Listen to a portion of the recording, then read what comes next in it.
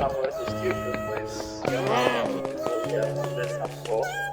The dog changed after him, but getting there, he saw that he was actually trying to beat the immune system. The doctor pity for them and decided to help. Took her to the hospital, wait for the period, and afterwards even gave them more food, went to the hospital to check up on them.